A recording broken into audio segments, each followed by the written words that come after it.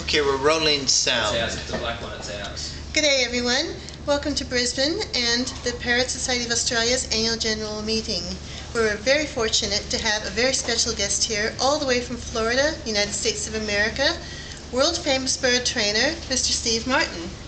Steve, welcome to Brisbane. Thank you. It's great to be here, that's for sure. Have you been having a good time since you've been here? Oh, it's a wonderful time. We went out and saw yellow-tailed black cockatoos yesterday. It's just great. Oh, awesome. Did you get some good photos of them? Got some great photos and video. Yeah. So you don't get to see a lot of wild birds in Florida, do you? Well, no wild parrots anyway, not where I live.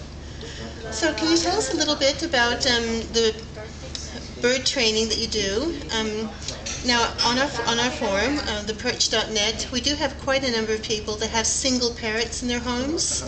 And of course, you know, as usual, people go off to work, and there's the poor parrot sitting at home alone. And as you were addressing in the lecture, it's not natural for birds to be alone. Yeah, that's one thing that is very unnatural. See, in the wild, parrots, they bond with another parrot, of course, and then when the female's sitting on eggs, the male's always off with other males, and they're very rarely alone. Because one parrot flying by itself in the wild can easily be preyed upon by an eagle or something, and so there's always security in numbers. So hanging out in groups is always a good thing. So when people have one parrot in a cage, often I think that that parrot quite probably feels a little uncomfortable because he really wants to have other parrots around. A lot of times those parrots will bond with people and feel comfortable with a person around, but it's not really the same as having another parrot. With all the birds that we have in our program, we have them always together in a cage. So all of our macaws and sometimes our Amazons and African greys, they're all together so they can have their own species to bond with, and they'll still come out and work with us and go work in the show and things like that.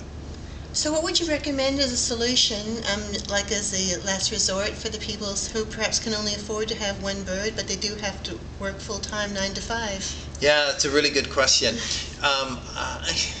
It's hard to say go get another bird because I rarely encourage people to get more birds, although I think that it might be better for the bird if it has a companion. A lot of times if you put a companion in the cage with another bird, he'll lose his attractive nature to the other people. He won't be as comfortable around people as he's bonded with the other bird. So it's really tricky. Sometimes having birds in separate cages can be a good way to deal with that. And sometimes it's just giving that bird more attention. If you have to go away at work to work for 8 hours or 9 hours, sometimes putting all kinds of different toys. There's puzzle feeders now. There's all kinds of enrichment. And just giving him as active a life as you can. Give him lots of things to think about to take up his time so he's not sitting around bored. Okay. Now you offer several times during the year some parrot training courses in your facility in Florida. Yeah. Can you tell us a little bit about those? We do workshops for companion parrot owners, 2 a year, where they come out and learn the art and science of parrot training. Learn how to care and manage these guys, but most importantly about training, about shaping and influencing behavior.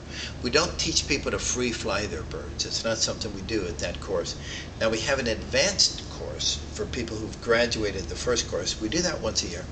And there people learn a little bit about free flight and a little bit about what it takes for us as our company to fly birds outside. But we don't really encourage people even through that course to fly birds outside. The advanced course takes the basic training that they learned in the first course, takes it to a whole new level. Okay. And the other thing that you're very famous for is your involvement with the World Parrot Trust. Now, can you tell us a little bit about that, and why is it important for the average companion parrot owner? A bit late in the night for me.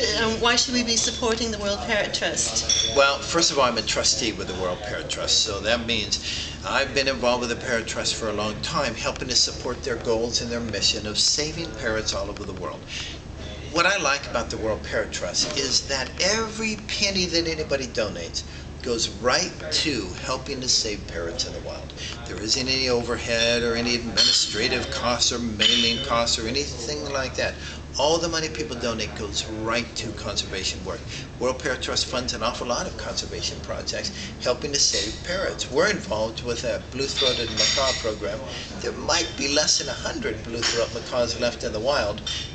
World Parrot Trust is funding the research to find those parrots, all the ones left. Only 4 or 5, 6 nests are known of right now. They're studying those parrots, trying to figure out how best to release new birds back into the wild.